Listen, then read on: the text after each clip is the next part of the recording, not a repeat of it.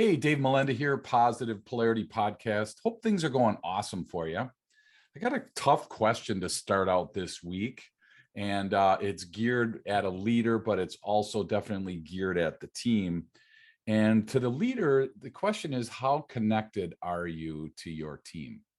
And then I would also ask the team, how connected do you feel with each other, and how connected are you with the team? So I'm honored to be hanging out with Francis Eberle. How are you today, sir?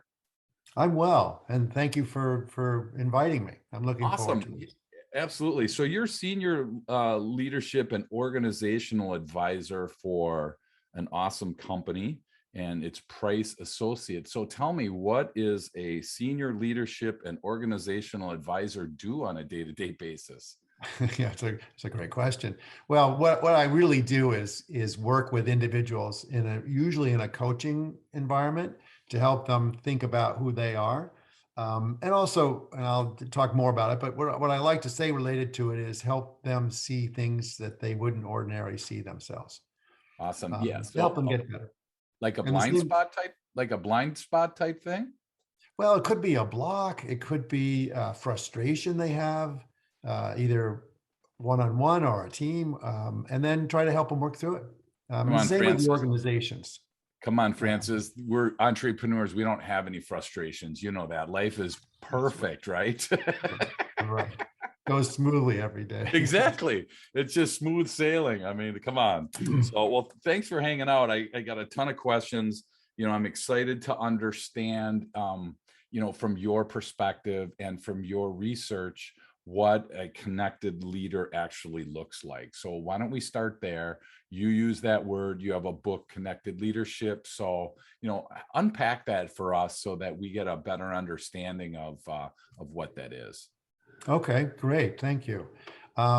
It's really a concept that helps leaders think a little bit differently about their role. There are pieces of it that fit. Um, and what I would like to make one distinction that sometimes is easily made, which is that maybe connected leadership is the same as collaborative leadership. Okay. And I would just want to say that when I think of collaborative leadership, just simply, we're going to say working together, Okay. right? People working together. Sure. For connected leader, I put two parts to it, which is you understand that your people are key and you pay attention to them with that in mind. Okay. So it doesn't necessarily mean you're working together. You could be paying attention to somebody who you don't work with very much, and that you actually stay connected. So it's about knowing what's going on. And I have this model, but let me just give you one simple story related to Sure. this. And it's in Yeah. the area of kind of recognition. I was talking to a client, and it was around this time, actually a little bit later, but the holiday season, and they had said they got these gift baskets or gift, yeah, I guess it was a basket from their company to show how their appreciation, which was really nice. And they felt, well, okay, that's nice that they got it. And in there there was this, like, a homemade pie from a local bakery, Mm. which was kind of cool. Oh, now I'm Um, hungry. yeah, well, Yeah. unfortunately, she in this case is gluten free, so she couldn't eat Oh, it. So now just keep going with this for a minute. sure, sure. Imagine if in her basket, and they were about 100 employees, so it's not a Yeah. huge company. Sure, sure, That was a gluten free pie. So think of the impact on her sure. as, oh, they actually know who I am. Yeah, I'm for not sure. just I'm not number 99 or 87 or whatever it may Sure, be, sure. that I'm an individual. So this notion of being connected, it wouldn't take a great effort, could be the team leader or the leader itself, make sure you get differentiation for people. So it's part of being connected, even though you're not necessarily working with a person. Sure. Well, Yeah, and that's the distinction.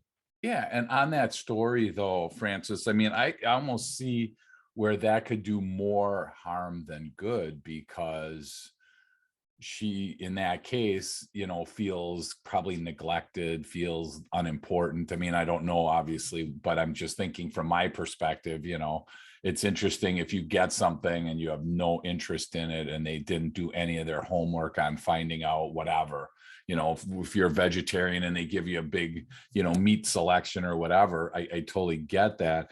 So, but let me ask you this, because, we have a bunch of entrepreneurs that listen, business owners that listen, and they're going like a million miles a minute, right? We're all late for this and late for that, and trying to catch up, and we're never in a spot, or rarely in a spot, where we feel like we're above water. So I just feel like you gave me a whole big bunch of homework to do, because in that case, if I have 100 people on my team or 10, I totally agree people are the key. And I totally agree that I have to pay attention, but to the degree of attention that I have to pay, it really all of a sudden starts taking time. How do you encourage people that are struggling with time to, carve out even more time, I'm going to say, to pay attention to their team? Yeah, well, you're absolutely right. It's a different time. People are recovering and looking at the world a little differently. And that's actually a context change. After this, we're sort of coming out of the pandemic. Hopefully it's over. And people are thinking differently. And so one of the values that seems to be surfacing is that people want more from work than just work. So as a leader, if you acknowledge that your people, and hopefully you realize that if you can't run your business without encouraging your people to participate and Sure. be engaged. But if they have a slightly different view, you need to work a little bit differently yourself.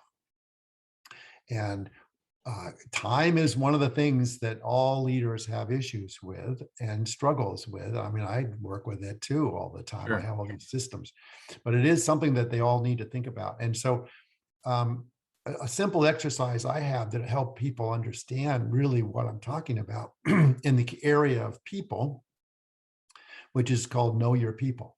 And it's like a grid, and on one side you list the team members, let's say, or the people you work most closely with. And then across the top, you put, their name, their spouse's name, maybe their family members, their children. Do you know who those are? Do they have pets? Where do they go for vacation? Where do they live? All the way down to minutia of what their dietary, if indeed Sure. that's important. And you just Sure. work at it. And the way you do that, and we're in a different world, but the way you do that is when you walk around, right? You're saying hi to people. You spend an extra minute and ask them what they did. Yeah. And for some people that's a struggle, but you can write these down in advance, and bring them with you if you're a quieter leader. Sure. And learn about them and see. And what I find is with a group, if I give them that exercise and I ask them, what did that do for you? They go, I have a lot of work to do. I don't, Sure. I don't know this information. Yep. Yeah. So and I can go big picture, which is if you look at the values and the impact that some big companies are having with their ESG, which is environmental, social, and governmental strategies now, they're trying to find value in more than just what they do, right? They're trying to connect a purpose, right? Growing with purpose in what their company does. It's more than money. It's more than a service. It's trying to improve, people's lives or the world. Sure. And if you can make that connection, people are going to be much more interested in work for you. So I don't know, long answer. I don't know if I got specific or not, but no, that's perfect. And I mean, I think the Know Your People is awesome. I'm assuming there's somebody listening that's thinking, well, can I delegate this to somebody? I mean, do I have to create this graph? I mean, it's just like, wow, if I have 20 people in my company, it's a little bit easier than if I have 120, because that's a big difference. But, I know personally, I had a client in the middle of the state of Wisconsin, and they processed chicken, and they had about 800 people. I mean, you're driving and it's the middle of nowhere and it's woods, and you think you're, in the middle of nothing. And all of a sudden, here's this big building, huge facility, and there's 800 people. Well, the owner walked around with me and explained what was going on. And while he was walking through the plant, he would stop and say, "Hey, Betty, how did John do last night in soccer?" And it was just like, it blew me away that he had 800. Now, I don't know how many of the 800, but there were more than often than not, he knew something about that person. Yeah. And so I was enamored by that type of getting to know your people like that. Are there That's statistics on great. that stuff, Francis, that help an entrepreneur, a high D, a driven person to justify why I would want to do that? Is there something that gives me an ROI somewhere in there? Yeah, I can't give you a specific example right now, Okay. but sure, there are studies that talk about companies like the one you just described, which is a perfect example, Right. that what that leader is doing is showing that he knows who that person is, even if it's just a little bit, you Right. know, because they know there's 800 people in the company. And Yep. what it does is it moves them towards purpose. It moves them towards appreciating that they're recognized Right. and they do better. So there is on a team level, it's I think it's OC Tanner was doing the research around this, that teams that were connected and knew each other had almost 4 or 5 times the productivity than teams that didn't. There you go. So it's you know Yep. it's still, because we're in this sort of different time where things Sure. are a little bit confused. Sure. The data is not as comprehensive, and it's a new shift. Yeah. Yeah. Um, we've known this for a long time. I mean, I think Peter Drucker talks about, know your people. He doesn't say it in those words. Sure. And that was some time ago, but yeah. So I think hopefully we're getting to it. I mean, what's in the book isn't necessarily in my book isn't necessarily brand new. What I'm just trying to do is help people see it perhaps in a different way. Awesome. That's great. I mean, and you bring up a huge key word in today's society and in business is engagement. And, Gallup shows that 2 out of 3 people basically in every company in the United States are not engaged in what they do.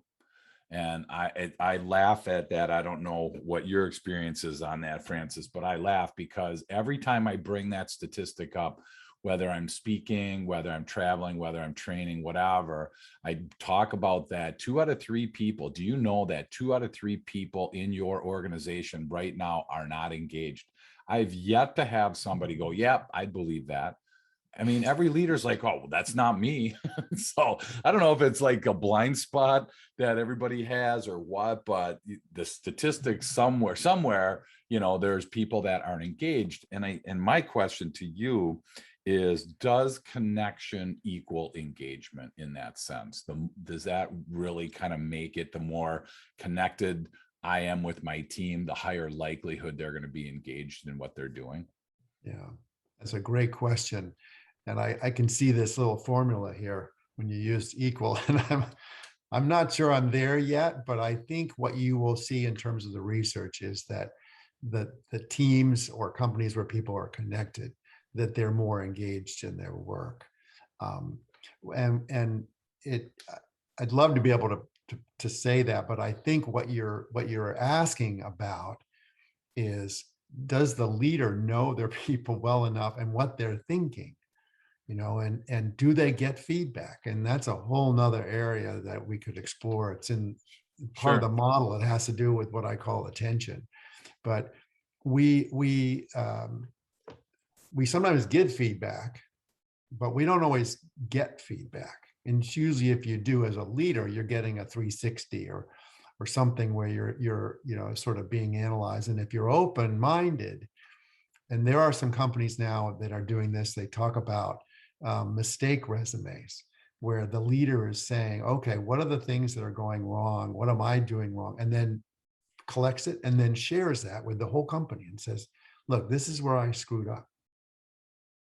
I realize that I'm not perfect. We're all trying to do this.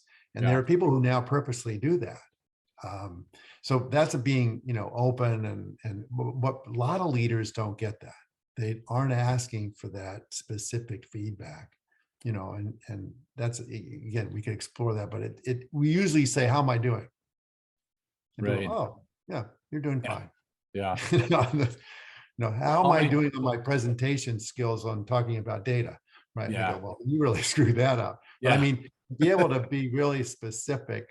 That's the best way when you deal with feedback both ways, whether you're getting yourself or sharing with others. Sure.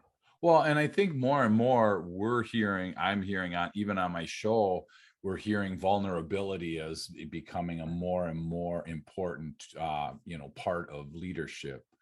And I know for myself, it's getting easier to be vulnerable, and then when I start that vulnerability train, so to speak, everybody jumps on it, and it's a whole lot easier if I say, oh man, I screwed this up, or I'm not as good at this yet, or this is some of the things that I'm working on. However you make yourself vulnerable, it seems that it just kind of takes that tension out of the room, and is able to then get us into a more usable, frame of mind, so to speak. So do you see, where does vulnerability, I guess, come into the connection leadership for you? Well, and I think Brene Brown has really been the one that kind of taken the lead on this notion, but it allows people to see you as a human, or you're adding more humanity in your workplace. And I don't know if you've noticed it, but the word human, we've heard that a lot in the last year and a half or so. And I Hmm. don't remember hearing human as much.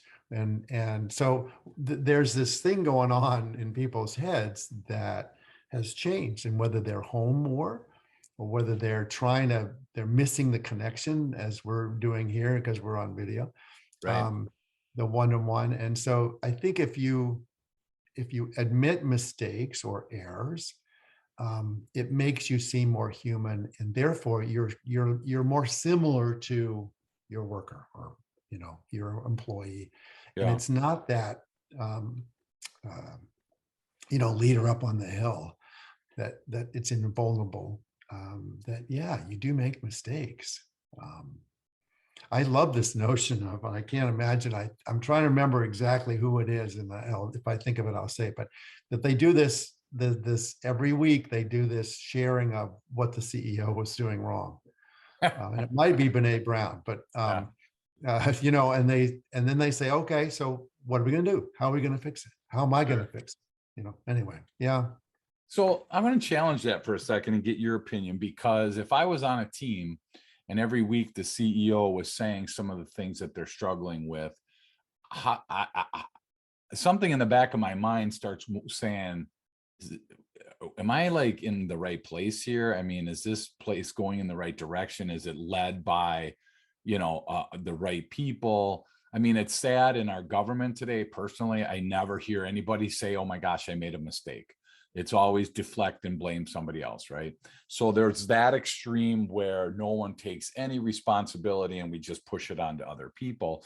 And then in my mind, there's this other end, and I'm a black and white person, so I'd love to hear your gray middle. The other Yes. side is I am, whatever, I screwed up, I messed up, So I feel like there's these two ends.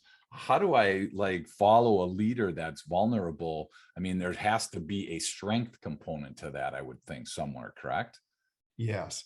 And it's actually one of the reasons that I don't always try to connect collaborative leadership with connected leadership. Sometimes people envision collaborative leadership as sort of this kind of soft, squishy thing where everybody's like kumbaya and working Yeah. together and all that.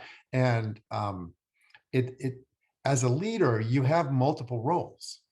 One of them is to be working on the same tasks, mission as everybody else. The Sure. other is to guide the ship or guide the company and provide sometimes really hard decisions. Right. And you will have to be at times decisive, and people may not like it. But as long as they understand where it's coming from and what the purpose is, we can use the airlines with requiring masks before things were mandated. Hmm. It wasn't very popular, still isn't Yeah. popular, but it it sets a stance, and that's an opportunity for that leader, using that as an example. And I don't want to get into controversies here, but just that That's they fine. could say, this backfired. We Yeah, shouldn't have done that. sure. And what's a better way to do that? And so Right. that's where you've had taken a decisive role. And then you've also later said, it wasn't so great. And what I really, this kind of simplifies it, but you could think of leaders being kind of three things. There's a sort of a do-to leader. You do things to people, or you do things for leaders or for your team. So you end up taking more and more work. There's this great article about monkey, you passing the monkey. I don't know if you're familiar with it, but it's pretty old now. But the notion is your employee comes in and says, I got this problem. And you go, oh, that's too bad. I'll take it and I'll be able to finish it. Well, they just handed you the problem and you end up taking it and doing more work.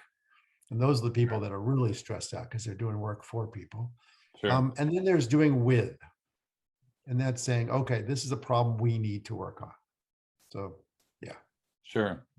Well, and so, I mean, so I write down, do it to them, do it with them, or do it for them. So we tend to probably as leaders fit into one of those three buckets, right? Well, So you that's fluctuate. I mean, there isn't a perfect answer. There are sure, times in crisis, you got to do two, right? sure, Emergency, everybody's got to get out of the building, have an earthquake, or, right. there's a fire, or, something terrible has happened to somebody. Anyway, yeah.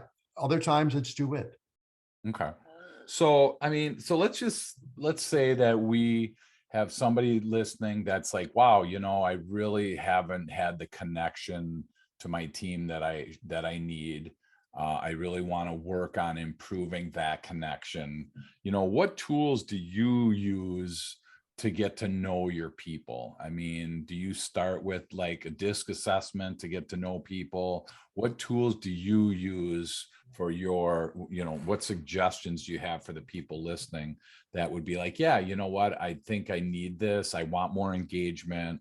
I want more customer involvement. I want more of something. And I know it starts with knowing my people. So what would the next step be in that situation, Francis? Well, there are lots of parts to this because we're people, right? So we're pretty complex. I mean, I think that the know your people exercise I talked about is a great place to sort of put in your mind. I wouldn't walk around with it as a checklist, but see where you are. And I actually added another column to it, and I called it brain diversity, which is the assessments that you talked about. Okay. We use the TTI ones, the suite that they have. And I've now heard it, and this is why I think academics must have got a hold of it, but they call it neurodiversity, which is that people think differently.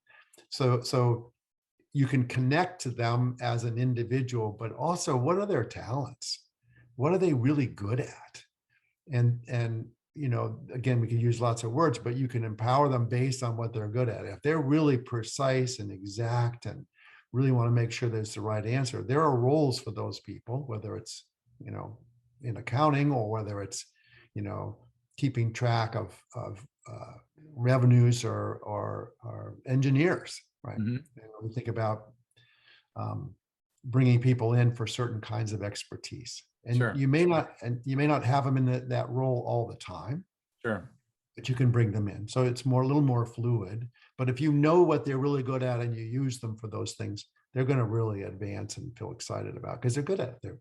Yeah. That's part of their behavior. So um, I think an assessment is really helpful. I think talking with them is really helpful. And if you can spend time, a little bit of time, I know time's a problem, Yeah. and I'll shift to remote world here because we are in it for many people anyway, is, with a Zoom meeting, let's say, open the meeting up 10 minutes early and just hang out and say, I'm going to open it up 10 minutes early. Just Sure. like if you went to a conference room Yeah. and you might show up a little early, Sure. and people filter in and they're chatting and you chat with people.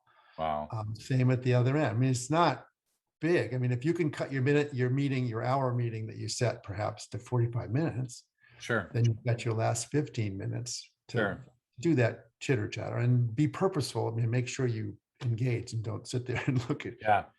quiet. But yeah, so there's little things um, that you can do. Yeah, and it is. I'll go back to what I said earlier about it's humanity. Um, I have a friend, and it's not a client, but he has a whole group of retail stores. And when he talks to his people who are on the floor selling, he says, remember, who's that human in front of you? Sure. And Sure. so his point is, and he says it over and over again, and every time he gets together with them, is when this shopper comes in, who is that person? They're Yeah. not just a shopper. They're, they maybe are having some personal crisis, and you get a little bit of chatting with them about it. But Yeah. they're going to be connected to that company, that store. Anyway, Yeah. so Well, and just that's, yeah, yeah, and there's that connection that there too, I think, Francis, that is a whole different connection. It's the connection with the customer. So when I wrote my book, Growing on Purpose, the two pieces of that are strengthening the team and then improving the customer's experience. And those are very closely tied to each other. And I was shocked when I started to dig into that deeper, how actually connected they are. It's really hard to have a good team with a poor customer experience. I mean, a good team tends to deliver a really good customer experience. And so bad team, bad customer experience. I mean, you'd think that that's just common sense, but for some odd reason, we've all been the consumer on the consumer end of a bad call with our credit card company or the cable company or the DMV or wherever. We've all had that, like, are you kidding? Did you really just say that to me? I'm a human being, I'm a customer, I'm whatever. And so I think that there's those boundaries of connection that far go on beyond just the team. But I love that. I wrote down water cooler because I think in the past that was like frowned upon, where you're sitting around the water cooler, and number one, wasting time, number two, probably talking bad things about people at times. So but there's that connection that got missed, I think, with the whole working from home.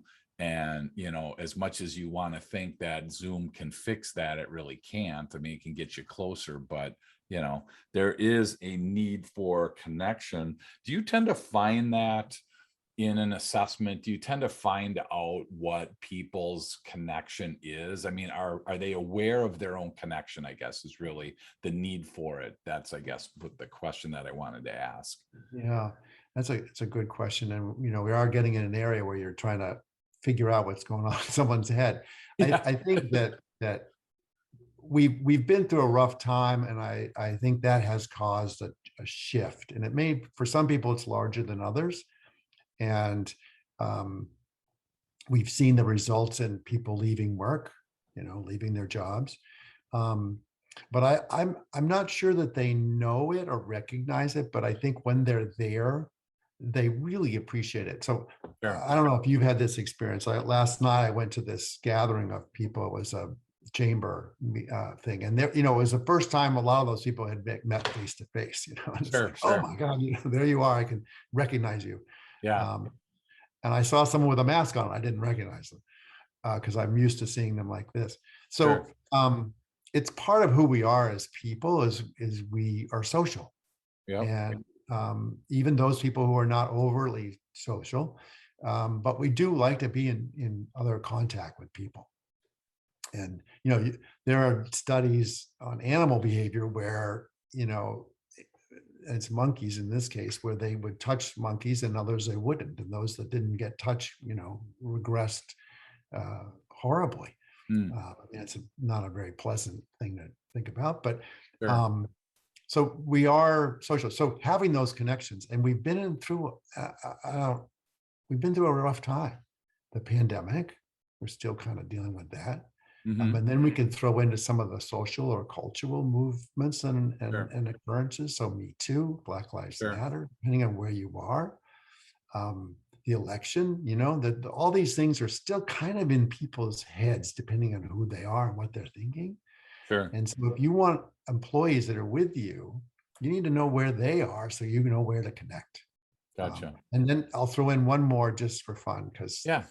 we're people, and that is multi-generational, right? Okay. We used to talk about that a lot about a year and a half ago. You don't hear so much about it right now. Right. Yep. That's not changed.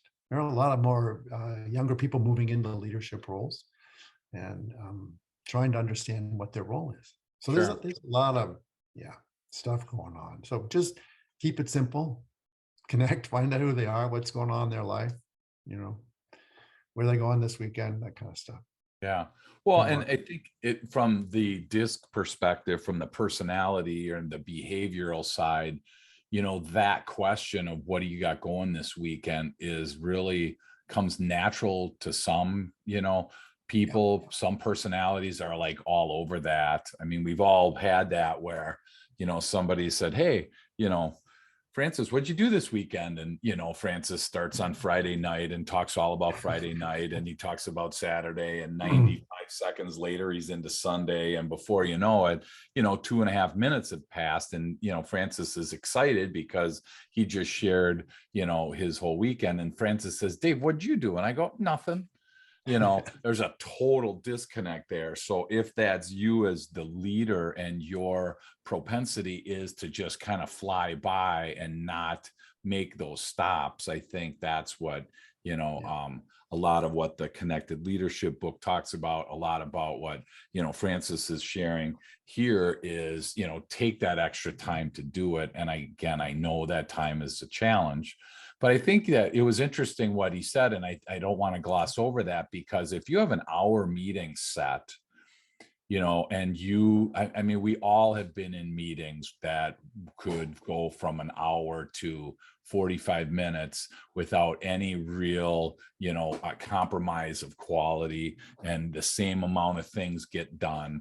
But if you're able to find ways to take that hour meeting and move it to a 45-minute meeting, and then have some time in the beginning, the middle, or the end, where you're able to treat people as humans, like, Francis said, that's just going to increase the employee engagement. It's just going to increase the positive energy that's in your company. I mean, we've all been in those situations where you walk into a company and it's just like a morgue, it's so negative that you feel like it's like rubs off on you, So if you're listening, I just want to encourage you to, really take to heart what he's talking about here, because I've seen, and, he's worked with companies that have transformed once they start to understand that connection is so important. So I really appreciate you sharing that.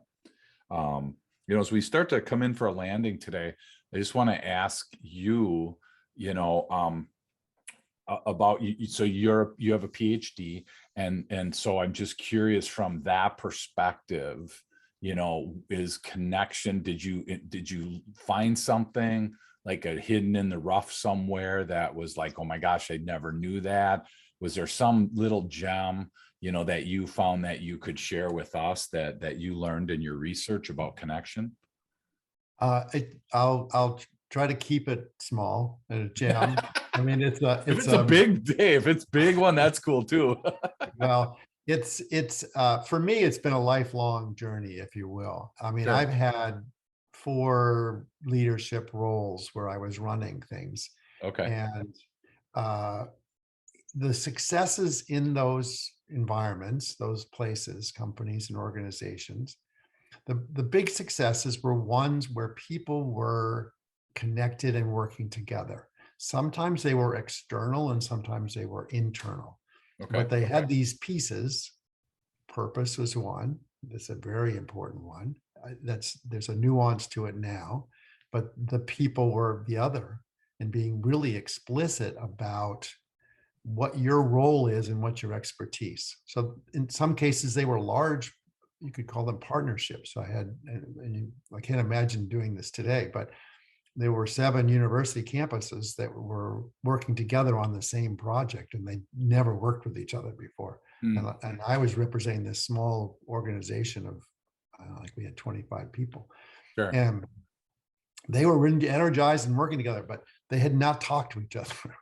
Um, and so there was a whole initiative that got started because they had the similar purpose. They knew their expectations, their roles. We had a plan, and we paid attention to them. But and there were others that were organizations or teams where you can think of this, and this is from a book called The Wisdom of Teams, and sort of the difference between a team and a group. You can have a group of people that can be quite effective accomplishing things, and that is they have a purpose themselves that they're accomplishing. Say it's IT, right? That's what they're going for, but they're Sure. not necessarily going for a one common goal. Okay. Uh, Whereas a team, they're all working for a common goal. So if one of them drops out or doesn't come through, they're accountable to the rest of the team, and the organization gets deflated.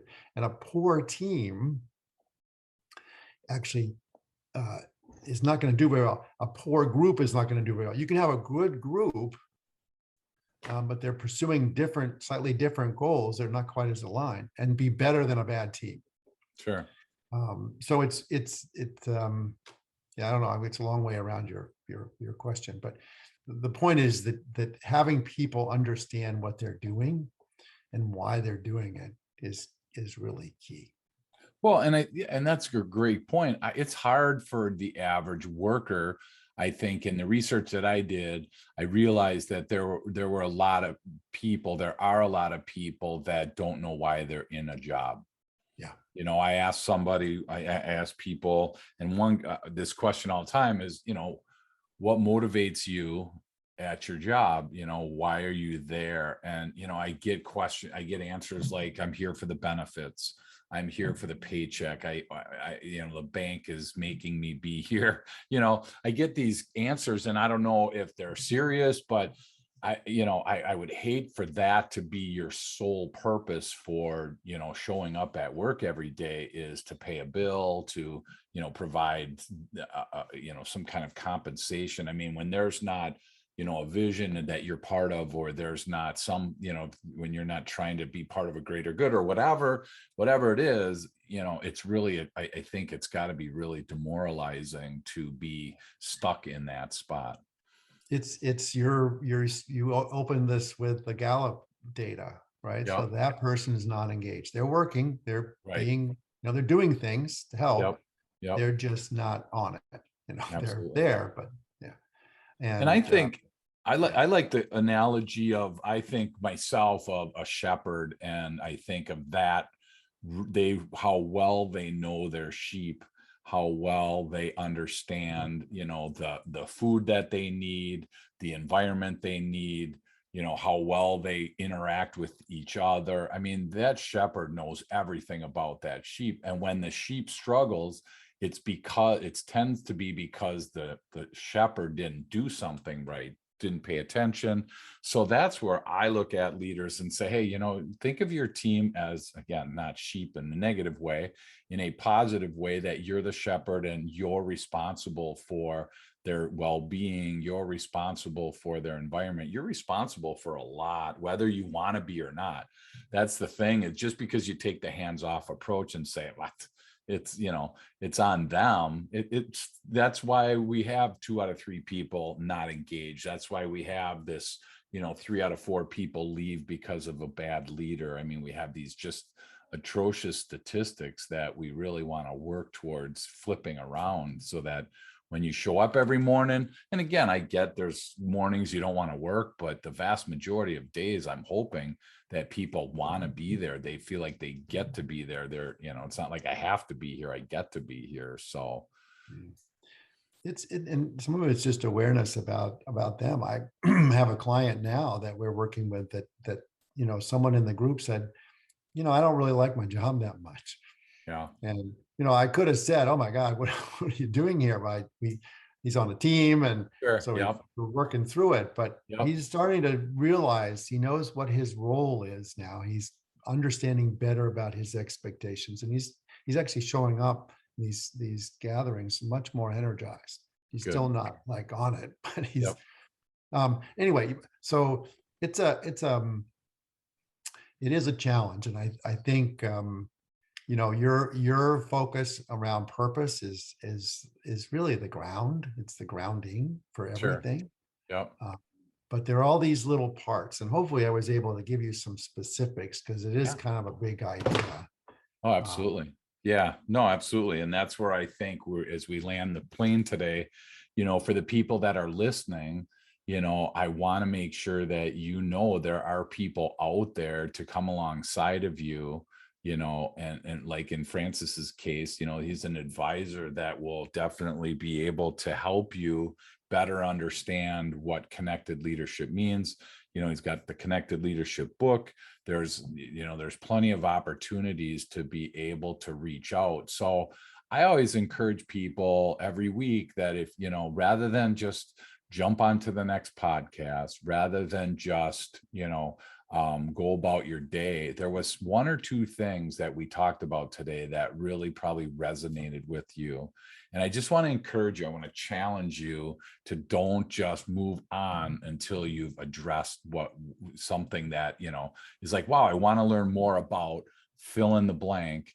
And so if that's for somebody, again, what's the best way, for somebody, Francis, to get a hold of you if they want to learn more about you, they have a question for you, they want to understand more about the connected leadership, what's the best way for them to find you? oh, simply email is the best way. And Awesome. so my email is, and that's okay to say, is Yep, Francis absolutely, for sure. at, Love it. all right. So it's Francis and CIS at price-associates.com. Perfect. And that's my email. If you're interested in the book, you can find it on Amazon. Books have similar names. So if you put Connected Leadership and put Eberle after it, my last name, then you'll get it right there and you can find it. That's Or I awesome. can give you the information. Yeah. Perfect. Yeah, we'll put all that in the show notes for everybody this week. So again, thank you so much, Francis, for unpacking this with us. We hear the word connected, connection, connect, and I think we sometimes just gloss over it. And when we gloss over it, we tend to do a disservice, from what I just learned from you, to the rest of our team, because a lot of people want to feel that connection.